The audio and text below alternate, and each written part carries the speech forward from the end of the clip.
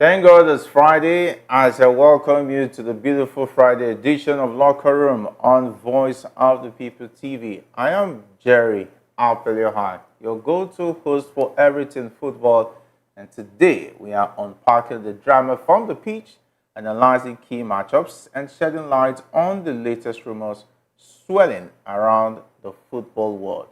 And joining me are my passionate sport analysts, James and Maiwa, ready to share their insights and enthusiasm. Okay, let's kick off this exciting episode of Locker Room. James, great to have you here again. A very good evening to you, Jerry, and also to our audience out there. Good evening, and that beautiful day to talk football. Good one for Manchester United and also Chelsea yesterday. Let's not forget the thrashing they gave FC Noah yesterday, and also Manchester United for getting their first European victory in about almost a year, or maybe let's say almost a year. And they are still in the right path. They are still in the right path, cheering for the new manager coming to take over. Let's see how that goes. Yeah. But it's a beautiful Friday. Are you And doing PR over Manchester United, right? they got the results. They got the results, so we have to just give them Escaping praise. by the seats. They want to kneel. Come on. I think we are already looking at the weekend. It was just a normal escaping, and if not for Diallo, the story would have been a different. Diallo, Ten Hag had Diallo. Yeah. He didn't use him. It's because He he was Ten blinded by Ten Hag Popoli. faced 20. He was blinded He by didn't win. Popoli. He was blinded by He Popoli. faced He faced Porto. He drew. So what are you saying? I beg. It's a win for Manchester United. It's a win. Anyway, great to have you join us, Maiwa, on this beautiful Friday edition of Locker Room. Okay, Maiwa is still not here with us, and we want to continue to encourage those who have been a part of our previous episodes, and of course, from wherever you are, we always appreciate you joining us on Locker Room. And don't always forget to subscribe to our YouTube channel. We're also on Facebook, TikTok, and definitely on Twitter. And those are the platforms. And of course, we also encourage you to drop your comments, and we'll take them as the show progresses. And of course, we'll be creating other platforms where you can be a part of Locker Room. All right, let's start off with in a move that has sparked discussions among fans and analysts alike. Super Eagles head coach Eguavoen has come forward to staunchly defend his decision to include Umar Sadiq and Victor Collins Osho in the squad for the upcoming African Cup of Nations qualifiers. Eguavoen's selection has drawn mixed reactions, but he insists that both players possess the talent and potentials to make a significant impact for Nigeria as they aim for a spot in the prestigious tournament. And speaking at the media briefing, the coach highlighted Umar's formidable performance in recent club matches, emphasizing his ability to consistently find the back of the net. And he said he's a dynamic forward who can change the course of a game. Eguavoen remarked Sadiq's experience in competitive leagues will be invaluable to their campaign. On the other hand, Victor Collins, to show a rising star in Nigerian football, has also been a subject of scrutiny. However, Eguavoen pointed out Osho's impressive contributions at the club level, describing him as a versatile player capable of adapting to various roles on the field. Victor has shown great promise and has earned his place in the squad through hard work and dedication, and he says the belief that he can bring fresh energy and creativity. Eguavoen stated confidently. On the part of Osho, I think I've been looking forward to him each time he plays for his club side Luton, and when they came in last season. Sometimes I get confused. Is he a defender? Is he a striker? Is he a wing back? Or is he a midfielder? He's a versatile player. I would like to see such kind of energy for the Super Eagles. On the part of Umar Sadiq, I think I'm a bit confused when he said that he's been scoring goals. Maybe last time I checked, the stats does not really agree with Eguavoen saying that he's been on goal scoring form, and in comparing to other players who many Nigerians believe should have been given. So this scored this week in the Europa League. Was it yesterday? Yeah, this scored yesterday for Rangers. It was on the score sheet yesterday. For the Gabriel Osho, I think I support the Osho move. Osho coming to the Super Eagles, creating time, and then don't forget, just made a move from the Luton Town. Now he's playing somewhere in the Poland League. I think currently it's not in the English team, but it's a way for him to integrate into the team. Let's not forget he was incredibly well for the Luton side in the EPL. We saw what he did in the EPL side, and now he has left that club because of the didn't do well in the EPL, and they are now back to the Championship side, and now he has made a move. For the Umar Sadiq, I don't know where Eguavoen saw Umar Sadiq scoring a lot of goals and bagging in goals, because I don't know. His start this season are still very poor. Even that season was poor. So I wonder where Eguavoen is coming with the point to defend Umar Sadiq's call up. But let's just hope. We already know. We already stated it yesterday that Umar Sadiq is not going to be one of the players that will be getting playing time. Somebody that can just be there maybe when they are looking for a goal late on in the game. You can just take off a defender and put him in, and you start crossing. Then hoping that he can convert one of those chances into the back of the net. But with this, he's not going to be coming in to start. The only problem is that he's going to be blocking the way for other better options. So Redessa yesterday was on the score sheet for his club side. Also, this season he has been in a fine run of form. That's somebody that we can say has been bagging in goals, so not Sadiq Umar. Then looking at other options that we thought that would be making up this list, Gift Urban and the rest. These are players that we should be expecting that we should be getting called up into the team. Even they're not going to be getting playing time. Let them be in this team. Let them learn from the experienced ones. So when it's time for them to step into those shoes, it will not be a thing of surprise for them. They will know what they are expecting. But now you are keeping them. Don't be surprised. The likes of Osimhen, Boniface, and maybe Lookman might leave the national team at about the same time.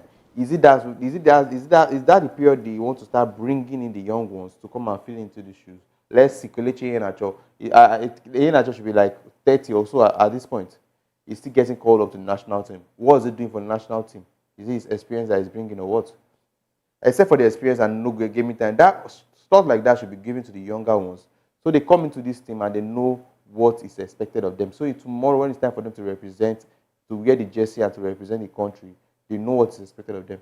Well, let's just see how Eguavoen is going to manage with Umar Sadiq. Umar Sadiq has been the big question, not Osho. Osho is a good one. I think he deserves that calling to be in the national team. But for Umar Sadiq, he has gotten a calling opportunity over and over again and has not done anything with it. So I think that slot should be given to somebody else at this point. All right, my wife, we understand, is with us, and you need to be here to see how this young man was waxing lyrical, talking about a certain Red Devil club side because they managed to get 3 points eventually. And but it is what it is. You're welcome to the show, and we're just talking about the Super Eagles team list. Eguavoen defending the inclusion of Umar Sadiq and Victor Osho in his squad ahead of the Afcon qualifiers. It's always amazing to be here. I slept and I woke up, on the right side of the bed because of what Manchester United did. However, definitely we are going to talk about that much later on the show. I think Eguavoen got this wrong, and I think he's sending a wrong message. We usually say that people watch our show, probably catch up on our show, and he saw that we are criticizing. To be honest with you, and Osho and Umar Sadiq do not deserve to be in this particular team. They've not done enough. Even the Kelechi Iheanacho, they've not done enough to earn a spot in this particular team. I mean, if you were watching the Europa League yesterday, Gift Urban, Disray for Rangers was a scintillating form. He even scored alongside our own Victor Osimhen, and those are the kind of players that are doing well in top competitions in Europe that should be grazing our national team. To be honest with you, I just felt that the inclusion of the Gabriel Shaw, what was his name now, Umar Sadiq and Kelechi Iheanacho is just more of taking an opportunity away from people that deserves it, and Eguavoen should not defend this. Yes, he is the coach, and whatever happens on the field of play, the rest stops on his table. However, what will be the incentive of players that are playing their out that are putting in top performance in Europe? What will be what will be their own stake? What will be their reward of doing very well with their club? As the national team. I mean, how do you encourage these players that they have future in the national team? When they look at the team, when they look at the list of invites, they are seeing players that are not doing it for their club, but yet they are getting a shirt in the national team. We spoke about Tanimu the other time. Tanimu is no longer part of the team. Now we have another three players that are not supposed to even be wearing the jersey. I hope Eguavoen will get this right going forward. Probably let's assume this is a mistake, and because we have cried out, obviously after this qualifier, when they are, when we have another international engagement, is going to rectify this, because this is not, it's not going to be encouraging to the players that are playing their heart out and putting in the performance week in, week out.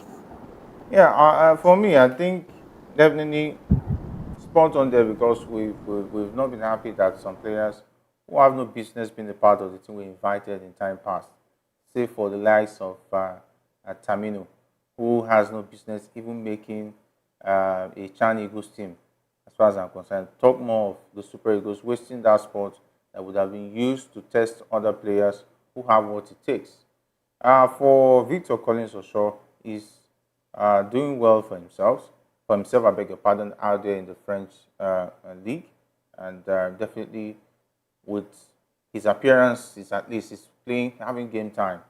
We would like to see that coming from the bench to add one or two things, and when eventually, if anything happens to any of the short players in that defense lineup.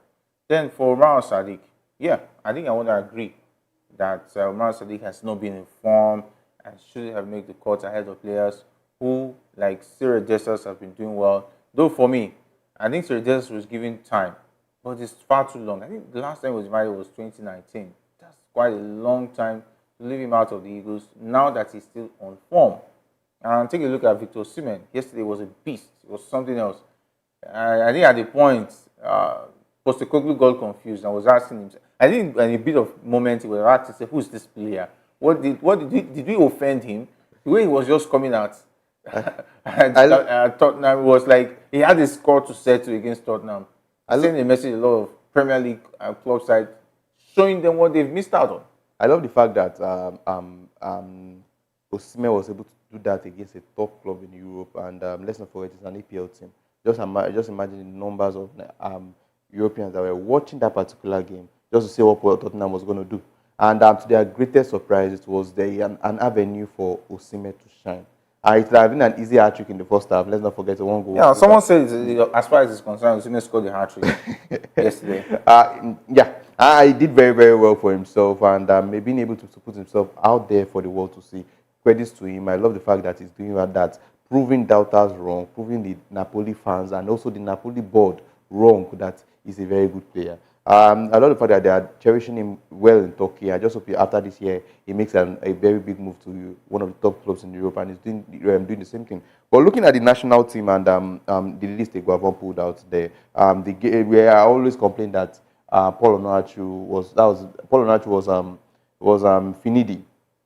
Finidi and Tanim was also under Finidi. We are complaining that these players have nothing to do with being in the national team, because the national team has to be to play for the national team has to be something that you have to earn, not by being connected to one person or the other. Because what was Tanimu doing in that list? Tanimu was never played for any top club. He was playing for the Tanzania League and he got an invite to come and play for the Nigerian League. That alone was a big insult to all the players, all the defenders, all the fullbacks in the national NPFL. Because I see no reason why you will leave the NPFL. You cannot get a player in Europe. Okay, fine. You now traveled around the whole Africa. You now went to Tanzania. I went to pick one Nigerian, and I come and play for Nigeria. Play for the Super Eagles. And funny, I got game time, and that match we lost. Now we are happy that okay, Tanimu is out of the list. Now we are sitting under Umar Sadiq. Let's not forget what transpired between Umar Sadiq and when Finidi was the interim manager. During the time of Finidi, they said he was injured for a long time, and he got to his club side and they said he's not injured again. He was fit for the next game. Let's not forget that. So looking at all these dramas I've been playing, I don't see why I'm considering the fact that Umar Sadiq is not even a top player. He has not been giving the performance, he has not been bagging the goals, he has not finding the back of the net. What is he doing? What is he doing? These are spots that should be given to somebody else that will come. He does not. The player does not even have to play, but he's young, and you know that these are the future of the club. Is Umar Sadiq the future of the national team? If Victor Osimhen does not deliver today, or Boniface does not give you the goals, can you be confident that Umar Sadiq, okay, we have somebody like Umar Sadiq that is going to come and do the job? No. And you have players like Gift Urban, Sirius yesterday also. These are players that we can give. You, at least you know that they can think of. We can think of 2 games in the past that they have found the back of the net. When was the last time that Umar Sadiq found the back of the net, and we have him in the national team? Well, we just see how Eguavoen wants to play this out, or how he wants to manage the situation. Yeah, Maiwa. You know what? Let's not. Okay, Maiwa, go ahead. Let me broadcast what you just said now.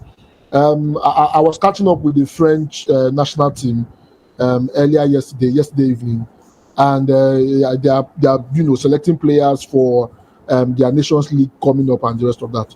Do you know Mbappe did not make that particular team, and this is not the first time he's the second time not making that particular team. And Mbappe has been getting playing time with Real Madrid. However, the performance is not enough to get him into the national team. That is a player who is proven and trusted. This is a player that has won the World Cup. He is one of the highest paid player in PSG before he left. But because the form at Real Madrid right now is not scintillating enough to take an opportunity away from younger French internationals that will do much more better. Mbappe is not in the team. Why can't we have the same standard in Nigeria here? Why do we have players that don't have any business in the national team taking the opportunity away from players that are putting in their best and they are giving results? What does Gift Urban, what does Chuba Akpom, what does Desiree, what do they have to do? Is it until they start bleeding blood before they know they are Nigerians and they deserve a shot in the national team, when we have players that are not playing regularly in the national team? For the sake of Eguavoen and for the sake of transparency, in as much as I'm one of those that is hyping Eguavoen for his performance, I think he needs to do better, and the NFF too, they need to do better as regards this kind of selections. Yeah, we should not all blame Eguavoen alone, because when it comes to managing team selection, it does not involve only the manager alone. He has to have a setup who will all agree ideas with him. And you cannot tell me that it's Eguavoen that was championing Tanimu, for instance. I think whoever was championing or sponsoring the young man would have been told the bitter truth that this young man does not deserve to be here. No need to be wasting taxpayers' money. You'll be eating free food when he comes to camp.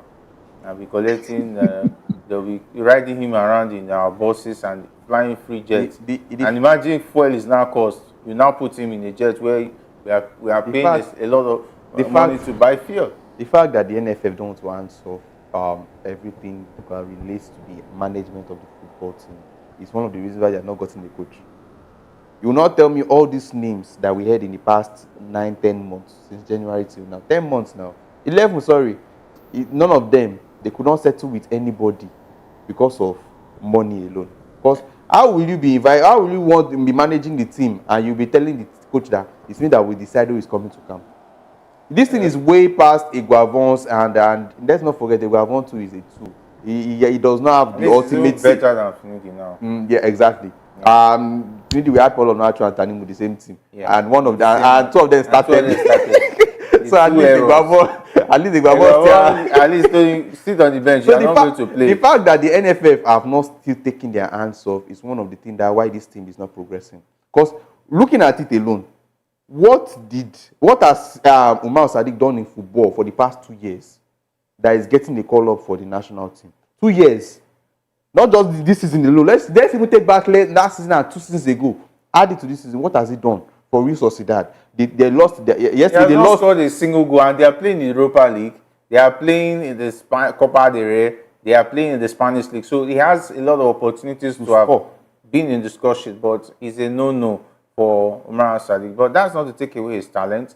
And for me, I think the way he behaved at the Nations Cup, where he unceremoniously left and was starting for rest, I thought that was goodbye as far as his football career is concerned. I'm surprised he's making a return. That means there's somebody who is bankrolling him, who is curtailing his excesses and still bringing him to be a part of the team. Let's not forget, he had a role with Finidi George. Let's not also forget, during the friendlies he was invited for. And he has been one stubborn boy. And let's not also forget, there's even a controversial comment he made on Instagram. I hope when he watches us too, he will not say this, that he pain us. He not pain us. We're just saying it for the reality. He responded to somebody who was talking about the merit when it comes to invitation of players. And Umar Sadiq went ahead to make a comment and put a clown emoji there with a laughing emoji saying, he paying you. That meaning that if you are paying, go and settle it. Okay. Anyway, someone even replied him and said, the journalist is spot on. If they do such to you, we will talk against NFF and Eguavoen. We don't play games here. Okay, fairness is all. Some of these players, even when they know sometimes, I think it's something about Nigerians. When they know they don't deserve something, they will surely, because it benefits them, they will not say anything wrong in it. They will just say, oh, it's my turn. The fact Emiloko and so on and so forth. the Morocco that is still biting us, but let's not talk about that. Let's not talk about that one. It is what it is. The fact that Tanimu has no shame and he isn't going to reply to that post that he paying you is I don't understand. You are not doing well in your job and you are still coming out to come and brag about it. What's his job of a striker, please? Find the back of the net. Anyway, he has every team has played about 13-14 games this season. Minimum of 13-14 games. He has not found the net once. And your national team is inviting you. And somebody is even calling to call. He's not even calling the player out. He's calling the board, NFF, out for inviting him out. He's coming to defend his problem never face him. He's coming there to come and say, he paying you. Don't worry. Let him come and let them give you 5 minutes in that match. And he does not perform. People will give him analysis of how useless he is and how useful he is. He should better, whenever he gets, even if it's 1 second, he should better score hat-trick or brace. If not, they will say, hey, look at what he invited. He cannot even kick. I will blame. He will be judged by every kick. The thing is, even the way he walks on the pitch, they will judge it. Just wait and see. I'll not even blame Eguavoen because it's looking like he's way past him. It's not just he's doing. You just made mention of all the things he has done in the past, and still is getting called up. You see to show you that it's more than what Eguavoen can handle. And the fact is, the same way Eguavoen treated Tanimu, that Tanimu was in camp, we did not even notice that Tanimu was in camp. They should do the same thing to Umar. And there's a bit of quota system that also obviously. Ahmed Musa is now Victor Boniface. I think our front three are firing in all cylinders. Ademola Lookman, 13 goals, fire. 13 games, 8 goals, 5 assists in 13 games. Incredible. And Victor Boniface, 8 goals, 1 assist, 9 goals involvement in the space of 14 games. Impressive. And Victor Osimhen, 8 games, 6 goals and 3 assists. I think if we are good to go. We are good to go. Before Umar Sadiq can smell that place. Instead of Umar Sadiq, let them give Kelechi Iheanacho. Let him be doing senior man. Let him be doing senior man touches on the field. I'll still believe in Iheanacho. Definitely, I will believe his left leg can come in and work with magic. But Umar Sadiq. Anyway, it is what it is. Anyway, the Cheetahs of Benin Republic head coach talking about Genotro has announced a 24-man squad for his team's upcoming 2025 African Cup of Nations qualifying matches against Nigeria and Libya. Raw has retained the bulk of his regular players for this campaign, and notable inclusions in the squad include goalkeeper Santonin Alagbe, Olivier Dendon, and Junior Olaiton, that's a Nigerian name, alongside other key players such as Captain Steve Moini and as well as Jode Dosso and Ayegun Tosin. It's quite understandable, and why a lot of Nigerian players are in that Benin Republic squad. And the Cheetahs are set to host the Super Eagles at the Felix Houphouët Boigny Stadium in Abidjan on Thursday, November 14. For those who don't know, Benin Republic does not have a pitch to host Afcon qualifiers, so they've been playing their games away from home out there in Côte d'Ivoire. And of course, that was the pitch the Super Eagles actually played and qualified for the knockout stages at the African Cup of Nations, where Côte d'Ivoire were the hosts. And of course, Eguavoen has already beaten Genotro, and we hope that he will repeat that when they the fact that we just need a point to qualify is one thing, but I think watching these boys do very well in national teams, another thing in Nigerians, and not just Nigerians, I think they themselves will want to have at this period. They are currently having a very good one in their club sides, ranging from the defense to the attackers to the midfielders. I think they are doing very, very well. Indeed, I think in the top 3 highest providers in the EPL this season. Calvin Bassey and the Fulham side are doing very, very well in the league. Also, the attackers obviously firing all cylinders. So I think they want to replicate that in the national team. Banetro, it will be a difficult one. It will not be as easy as what we saw in the first leg, but I'm sure Eguavoen will have a plan for the situation. And let's not forget, we just have 1 point. We just need 1 point to qualify. But qualifying in a very good way is also one thing that matters. Let's see they will be getting the result against Raw for the second time. All right, Maiwa, you have confidence in Eguavoen to do it the second time against Ghana? And definitely, it's going to be a very difficult game. A couple of Nigerians playing in the league, Togolese, the Togo national team and the Benin national team, they decided to invite a couple of Nigerians that are, playing for them, and that will be an added advantage to that particular team. Genotra will not want to lose that particular game. However, I think we have enough quality to be able to get 1 point. We just need a point just to be 100% sure of qualification. And with our players fine on us, Linda, Ademola Lookman is scintillating from Victor Osimhen, has become a beast in Turkey, irrespective whether Umar Sadiq is invited or not. I think we have enough quality to be able to do it. And I think the way Eguavoen has been able to unite the team, the way he has been able to bring a breath of fresh air into the team, I think that will go a long way, in the outcome of that particular game. And I think we have enough quality to be able to win. I'm calling it. I think we should be able to beat Benin Republic, maybe a 2-1 or a 3-1 in that particular game. If we're winning Benin Republic like maybe 3-0 or 4-0, they can give Umar Sadiq like 10 minutes. Yeah, go and play. Maybe they'll be like, say, play ball, so invite you. So that he will not pay. So that I will not pay too much. Maybe Victor Boniface, we also score too. Probably maybe Jerry will take his time. We are doing countdown for him because he might fall in the category of Umar Sadiq. You know the thing. I don't think I will ever put Victor Boniface in the same category as Umar Sadiq or maybe Ekelechi Iheanacho. The fact is, as long as he's doing well in his club side and he's finding the back of the net, that means there's hope that one day you find the back of the net. But Umar Sadiq, he's not doing anything in his club side, and he's still coming to the national team. What are you expecting from him? Wait, is he going to be coming to the national team just to mark register? No, the thing is, it's easier when you put two of them. When you put two of them on, when you go to your betting website and the rest, and you see the two names, who is supposed to find the goal of the net? You will see the odds for Umar Sadiq, and you see the odds for Victor Boniface. It will be way very different. As far as I'm concerned, Victor Boniface will always fall in the category of players I will not bank on as far as the Super Eagles is concerned. So you wait. Yeah. Now you are Eguavoen. I don't want to hear what you have to say. If he now surprises me, that is his own good. That is law. So let me ask you this question. You have Eguavoen, you have just Boniface and Umar Sadiq. Who are you starting? I will start Boniface. That's all. Yeah. Because you know that there's chance of him finding. I will also be worried. The chances of him finding the back of the net. I will also be worried that he will not score. The chance of him finding the back of the net is way higher than Umar Sadiq. Definitely. So that's just the thing. But if you take a look at it, Umar Sadiq has still scored for the Super Eagles. Get out. Let me he has still scored for the Super Eagles. True or false? But James. Yeah. Umar Sadiq has scored for the Super Eagles.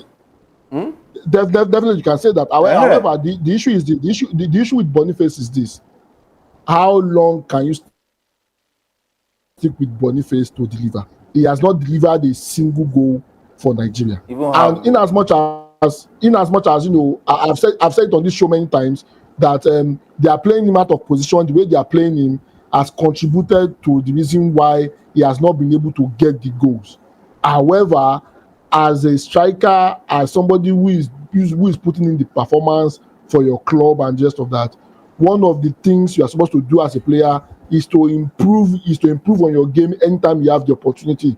Victor Boniface now has had the opportunity to play for Nigeria. I think 3 or 4 times. He has started the game 3 or 4 times for Nigeria in the last 6 months, and there has been no improvement in terms of his movement in front of goal, and that worries me a bit, to be honest with you. In as much as he's doing well and because of what he's doing in his club, he deserves to be in the national team. I think when it comes to the national team, he has to improve, because that's when we take him seriously, that he wants to actually do more for the national team, and not the fact that when he comes, he's always having a good time and he's always on Twitter, creating memes and the rest of that. He needs to start delivering before our patience runs thin, to be honest with you. Okay, and still more action where former Nigerian international Alayago has praised Super Eagles goalkeeper Maduka Okoye as one of the top African goalkeepers currently. Okoye has been performing exceptionally well for Udinese in Serie A this season. And Argo expressed his belief that Okoye has the potential to rank among the world's best goalkeepers. It's not easy to secure a starting position at top European clubs, but Okoye has made it look straightforward. However, he must not rest on his laurels. Continuous hard work is essential, Argo stated. Yeah, definitely hope that he continues his form for his club side, Udinese, and starting ahead of Wambali is going to be another big one for him eventually. All right, still more stories where Victor Osimhen has dismissed the idea of leaving Galatasaray when the transfer window opens in January. And the Nigerian forward joined the Turkish Super League champions on loan from Napoli this summer. And the speculations have circulated that Osimhen may depart the Yellow and Reds for one of Europe's elite clubs in the winter transfer period. However, the 25-year-old has made it clear that he intends to remain at Rams Park for the rest of the season. I think he's joking for me. If club sides like Real Madrid or Barcelona comes for him today, I think Osimhen will be at the airport in Spain. I don't feel so. Most of these clubs don't go for transfers no top club go for transfer in January. Let's not be, to be honest. Except the club that is struggling. Some do. Except the club that is struggling. The top club you're expecting to see in transfer market in January is maybe Man City, who's struggling with defensive midfielder, and maybe Arsenal that is struggling with a striker. And if I'm Osimhen, if Arsenal comes for me in general, I will not answer Arsenal because they're not serious. They had the opportunity all summer. And Arsenal is not a guarantee. They're willing to break the It's not a guarantee short trophy. There may be a team, if a team like Real Madrid comes for him, then yes. Arsenal is still in the Prem. They're still in the Champions League. They are always there every They're season. still in all of the trophies. They are always so there every season. When was the last time they won anyone? If he comes in, at least you give them an edge. No. So that is why moving to an Arsenal is also a good idea. I think the loyalty is one thing that will... The loyalty he has for the Galatasaray and the Turkish league is one thing that will make him go far. Let's not forget, they saved him from a lot of trouble. Him being at Napoli and was looking like he was going to be on the bench. We knew Conte was not going to use him. It would have been a whole year or 6 months of him not playing football. That would have affected his career. And suddenly, out of nowhere, Galatasaray are in for him. I think it deserves them that credit of staying to the end of the season. Even if a big team as big as maybe Real Madrid or something comes for him. And it's looking like Real Madrid will be in the market for a striker next summer. Let's just hope they can look at... wishful thinking. You want to see him forever. Osimhen scored 2 goals as Galatasaray dispatched Tottenham 3-2 in Istanbul, handing Spurs their first Europa League loss of the season. I think for me, I must say I was impressed with what I saw yesterday. I was so impressed with Victor Osimhen's performance on the pitch, his commitment, his drive, and at a point in time, Postecoglou was confused. And I think he has not really... I think that should be his first-hand experience. Seeing Victor Osimhen on the pitch, I could see on his face like, who is this man?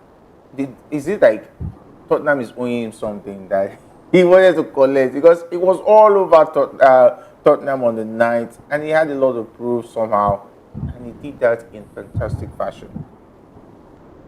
Well, you see, Victor Boniface has been very. I said Victor Boniface. Victor Osimhen has been very fantastic. Before the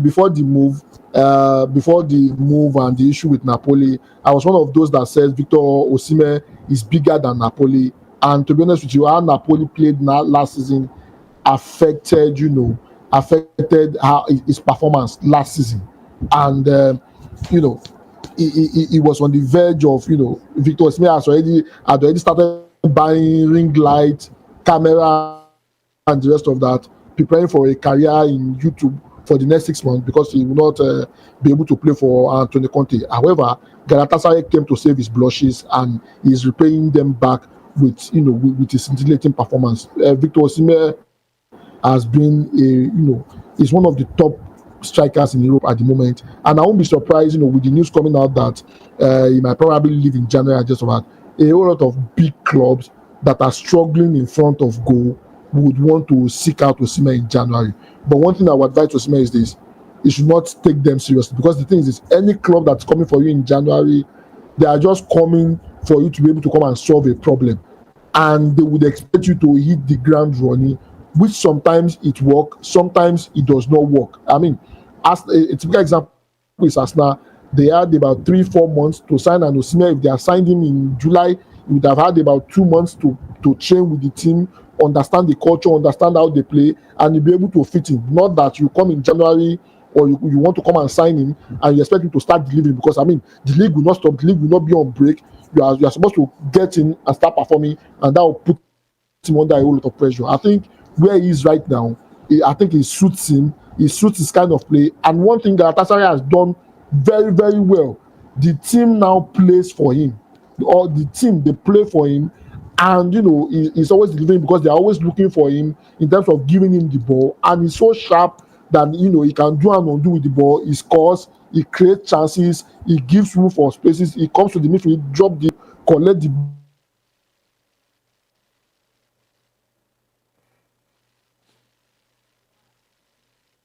All right, Mario, sorry there. Hopefully he gets back with us. Consistent with the kind of season and probably just move to a better club. All right, Sri Lanka also scored on the night. Talking about was the day of the Nigerians out there in the Europa League, and the fact that Tottenham was just losing their first game. I think the mistake Angel made the last night was going to play an eye line against a Galatasaray side that lost to counter attack. And a Galatasaray side that have the likes of Osimhen and Icardi, and also we also have the like of Martins behind them. I think that's why they considered a lot of goals in the first half, and in the second half, it was quick to realize that this team will not work for me. It's better I do better. And funny how they were able to just not consider anything in the second half, and also even though they went a man short, a man down, they were still able to maintain a respectful defeat. It was 3-2, and it was not a bad one. And the question I want to ask Ange is, why does he keep on bringing Solanke from the bench? He has come from the bench in like 3-4 games and has been able to find the back of the net. And let's not forget how important it was for Bournemouth last season, the amount of goals he was able to bag in last season. He will come with the excuse that he just recovered from injury. But come on, he has played about how many games? What was stopping you from giving him the full 90 minutes? I don't understand. And every time he comes up from the bench, he's finding the back of the net. I think that is high time this weekend he has to start him. Or question will be asked about Pange and what he hopes to achieve at Tottenham. But all round, it was a good game for Galatasaray, and let's see how far Galatasaray can go in this competition. All right, let's see how far Galatasaray will go in this competition. And of course, for Ange Postecoglou, it's going to be a very difficult one. Where in another match, Amad Diallo scored twice to lead Manchester United to a 2-0 win over PAOK Salonika, marking their first Europa League victory after 3 draw soups were cooked around Europe on Thursday night. Thursday night was becoming a draw soup regular on the menu for the Old Trafford side.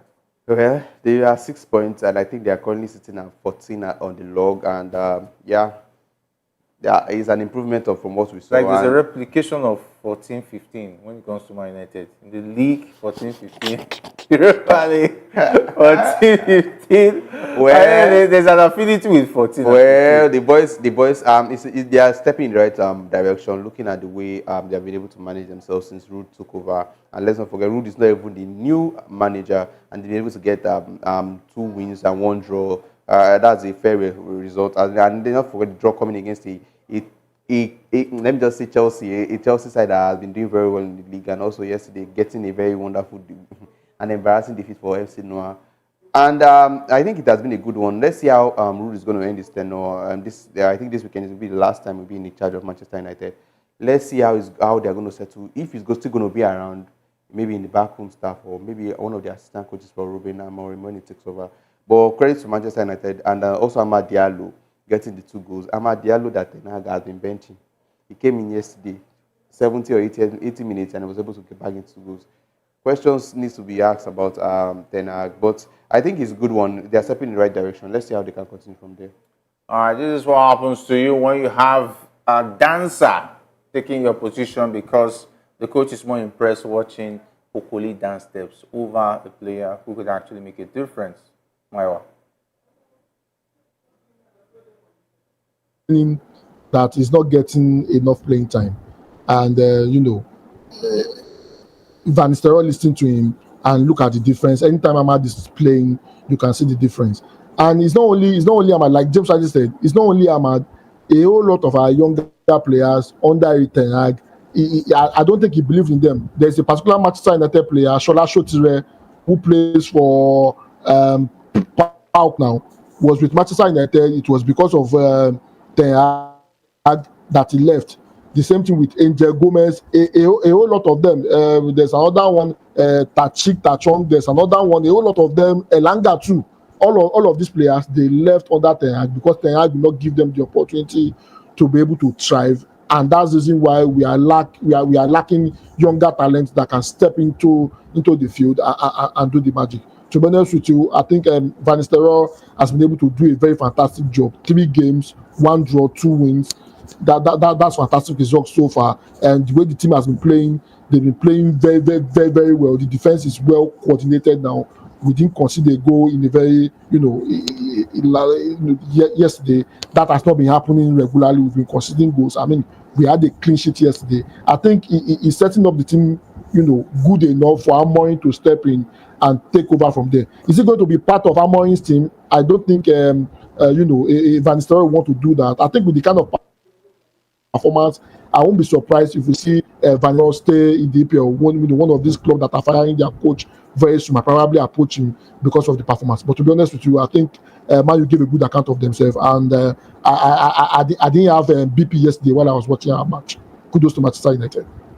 All right, and of course, elsewhere, talking about the Europa League Thursday night action, we saw a lot of results, and if our producers will help us with the results of Europa League action last night. And Lazio maintained a perfect record by defeating Porto 2-1, while Ajax won 5-0 against Maccabi Tel Aviv. Other results included Eintracht Frankfurt beating Slavia Prague 1-0, Atletico Bilbao overcoming Ludogorets by 2-1, and Roma drawing 1-1 with Union Saint-Gilloise. And those were some of the interesting fixtures last night in the Europa League. And of course, good one. Lazio seems like, is it still Sarri? Moses Sarri is still there, if I'm really correct in that one. And of course, Roma playing out a 1-1 draw. I don't know what's happening to Mourinho's side. They lost to Fenerbahce by 3-1. And of course, we also saw some other interesting results. Rangers getting a good result. And Umar Sadiq was busy looking for who he would pain. He failed to save Real Sociedad against Victoria Pleasant. They lost 2-1. I hope that won't pain him, Sha. Olympiacos and Rangers played out a 1-1 draw. We saw Ceredesos getting a goal for them. And of course, we must talk about this 30 young man, El Kabi. He's actually an African. He plays for Olympiacos, and he already has 4 goals this season. He was also very awesome for Olympiacos last season in the Conference League, where they won it. And he's also a top scorer alongside. So it's like Africans are really doing well as well in the Europa League. We also have Samu Omorodion. I read a story about him that he says he's going to change his Omorodion name to his mother's name because his father was never there. He left them. No worry, the boy is not going to represent Nigeria. Yeah, it looks likely he's going to play for Spain. He's going to be for Spain at this point. And he has been doing very well. The goals he scored against Manchester United, was it 3 weeks ago?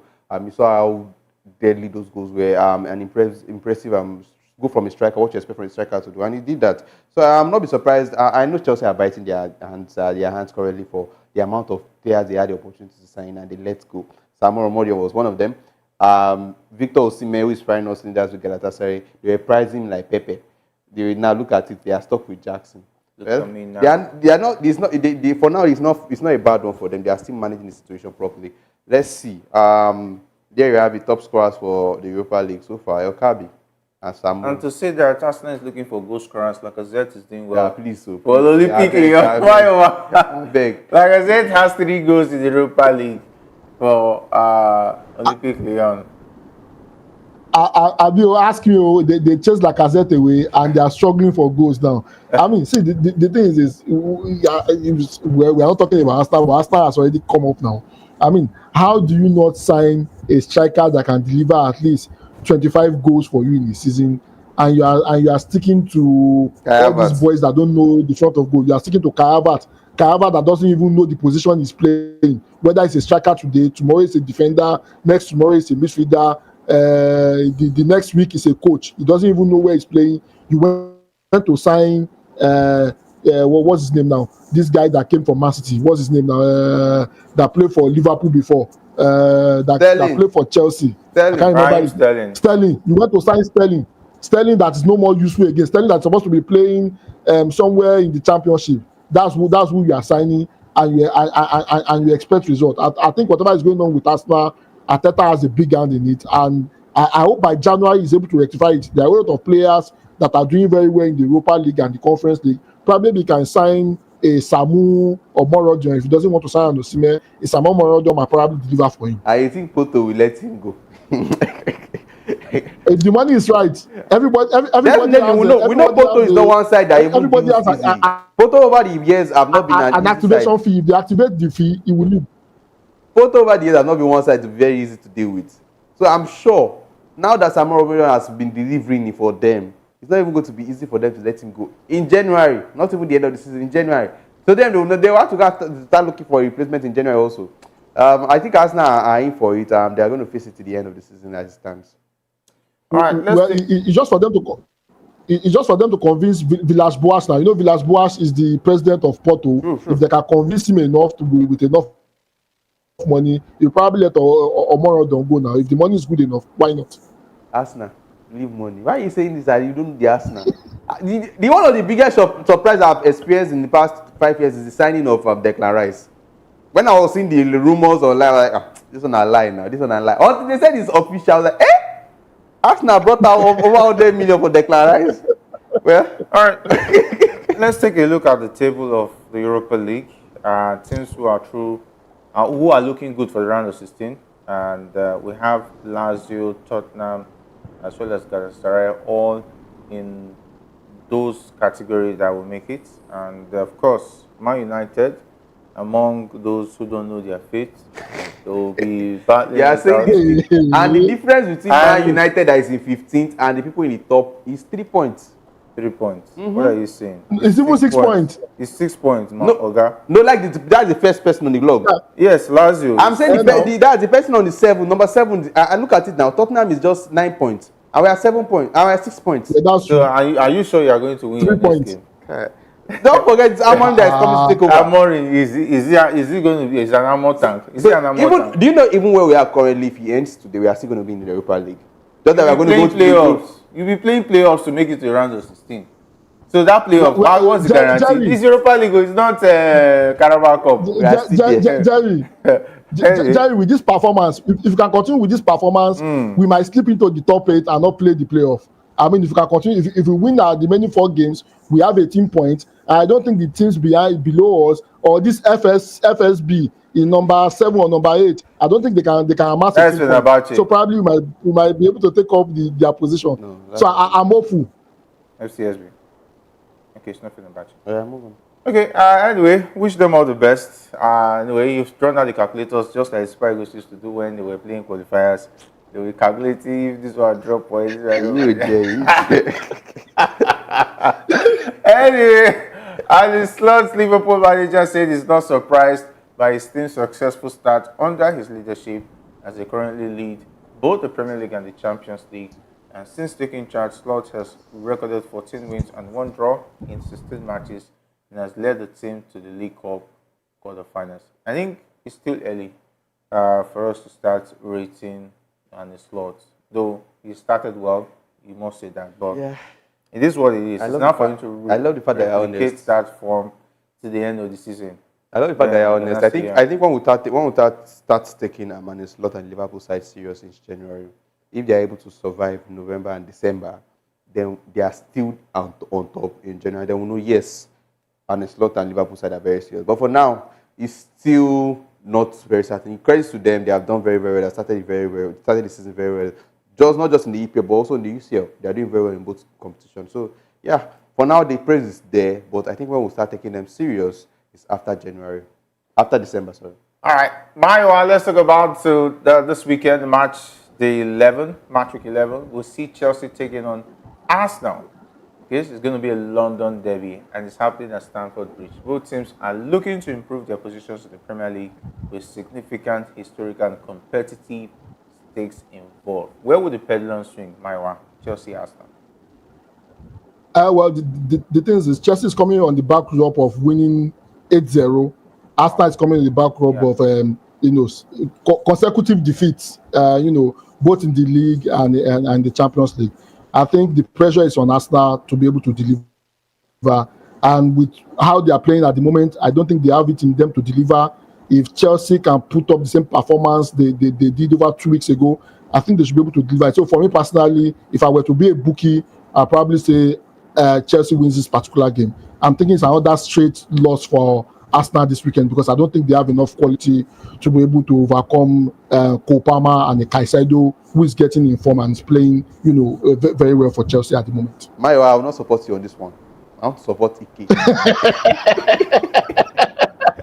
I want to support Ike and Arsenal fans. I will not support you on this one. I hope Ikechukwu is not threatening you there. No, he's not threatening me. I don't want to support him. They are going through a lot. They're not used to something like this. We Manchester United fans, we are used to it. But Arsenal, they're not used to it. So looking at this particular one, to be honest, yes, Chelsea are coming off the 8-0 victory. And then don't forget, it's not the same team that played yesterday that we're playing midweek. They are playing on Sunday. But looking at it, let's not forget, this same midfield that we are talking about of Caicedo, Lavia, they barely had control of Manchester United midfield last weekend. Chelsea. Chelsea. Chelsea barely had control of the midfield. Really wishing you have them. But looking at no, I'm not saying that. But looking at this Arsenal midfield of Thomas Partey and Declan Rice, it will be a whole different game for Chelsea. And if they cannot win the midfield against Declan Rice and Thomas Partey, I'm sorry, they will not be able to win that game. And looking at the fact that Odegaard is back from injury, and maybe if Arteta can decide to start give more minutes to a player like Nwaneri, I think it will be more different. I do see no reason why you are pushing Trossard to come into from the midfield and you want to accommodate Kai Havertz and Gabriel Jesus. They are at the same time. Two of them are not. I don't know. Arteta is making his work more difficult for himself. For me. All right. You have other players that can come in and fill in the position of Odegaard, but you decide to accommodate Gabriel Jesus and Kai Havertz. Let's see. But I think Arsenal will be taking it there at the end of the day, sure. All right, there'll still be two other interesting games a lot of people will be looking forward to. That's the game between Liverpool and Aston Villa at Anfield. And Brighton have suffered back-to-back losses. Godile has been talking to us saying that this might be the time to turn things around. But I'm rooting for Brighton all the way. Mario, better don't be on the side of Brighton. Try and pray for Man City so that the weekend will be peaceful and peaceful for you. But anyway, this is what it is. I want to say thanks. Okay. Yeah. Definitely. I'm rooting for Man City to win so that I will have a peaceful weekend. And I'm also hoping Aston Villa will do the magic so we can cook you on Monday. Thank you for having me. Unfortunately, it's not going to happen. It's not going to be an easy one for Liverpool. Liverpool is going 3 points. Just keep that in the back because. What's that name of their defender? I'm trying to remember this. Tyron Mings. Let's not forget he barely starts. I think he does not. They need to sitting comfortably. He's in a match-fixing Christmas mood. He barely starts. They are trying to rest players for Liverpool. Another player will hold the ball. Don't worry.